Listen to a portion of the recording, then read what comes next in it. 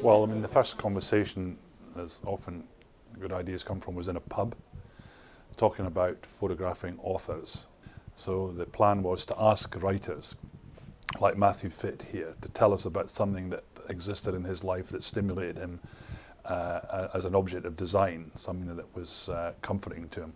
And in his case, because he's been writing about water, he chose the Falkirk wheel, which is an amazing piece of modern design in Scotland. Yeah, we've got poets, we've got children's writers, we've got very established writers like Alistair Gray as well, who's a great person to have involved in the exhibition.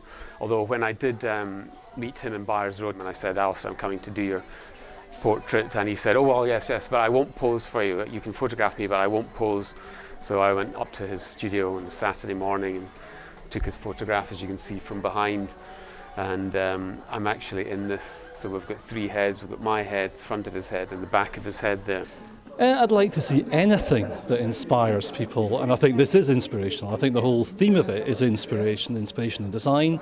So you've got that part of it, you've got the writing inspiration, and of course you've got Iain Clark's photography, which is inspiring. So it's inspiring on a number of levels, and in that respect we really like it.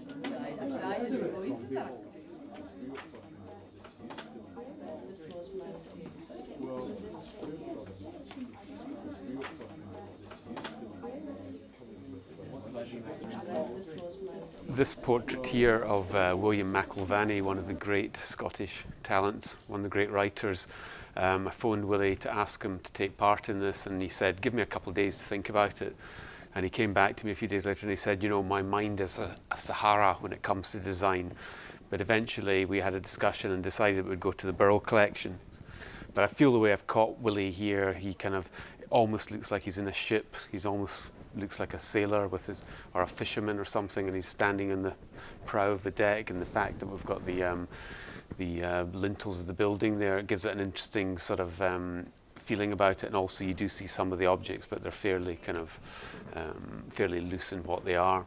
Likewise with Liz Lochhead, who's very famous for her poetry, and I did this up in her apartment in Glasgow, and she showed me a few things, but we eventually settled on this mug. She finds it inspires her during her days working and her endless cups of teas. She can use it.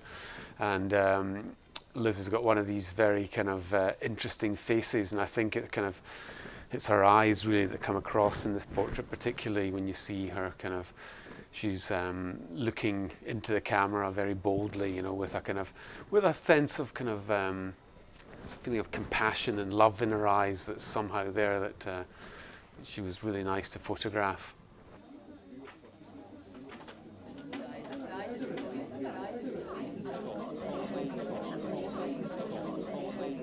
I started by trying to think of something, some part of technology, but I just couldn't think of anything. So I came up quite quickly with the razor bill skull, because it's been something that's meant a lot to me ever since I found it. It's a kind of memento mori in the way that writers and artists often had in their paintings and books, but it's also just such a lovely thing, a lovely object itself. It's so intricate and very carefully formed.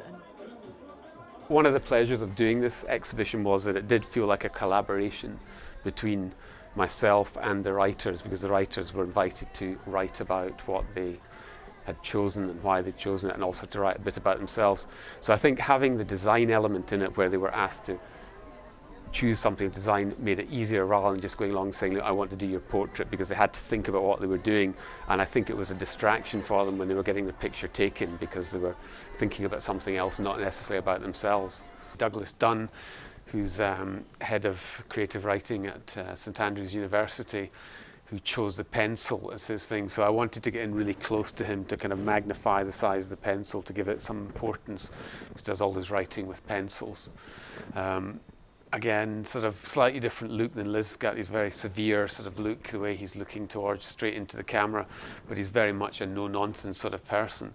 So really what I've been trying to do with these portraits is to try and get something of these people across in the portraits. And I think once you've met the people, or anyone that knows these people recognizes these things in the portraits.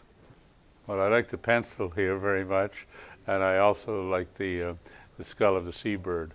I think what's nice about the pencil is you know, apart from its association with writing, is that it's a man-made object. And what's nice about the seabird skull is it's not a man-made object, but there is design all over the world, some of it man-made and some of it not man-made. And each photograph, I keep wanting to call them paintings because they look like that, but each one just somehow manages to catch the soul of the writer. Miraculous job, you know, and they did them all so quickly. That's what amazes me. Well, I love the portrait of Alistair Gray with his back to the camera, but with all the objects that he looks at and works with in front of him, and I think it's so completely Alistair Gray. You know, it's just unmistakable, even though he has his back to the camera. Yeah, I mean, I'm all for art being accessible to all people. I don't think it's necessarily something that should always be in the rarefied gallery atmosphere, and I think that puts a lot of people off, quite honestly. And I think something like this is much more casual. People can drop in and see it, and it's a very, very lively place, as you can see, with all the students about. And so for people coming in, it's not got the normal sterile atmosphere of a gallery. I'd like to expand the thing, and you know, I mean, Scotland's going through this period of they call it the New Scottish Enlightenment, which I think, you know, there's a lot of good things happening, a lot of very talented artists and creative people working in Scotland, and this is an opportunity I see to perhaps record that in some way, and hopefully again the writers will come and see it and see themselves. I've already had one or two of them in who have been very happy with the results, I'm glad to say.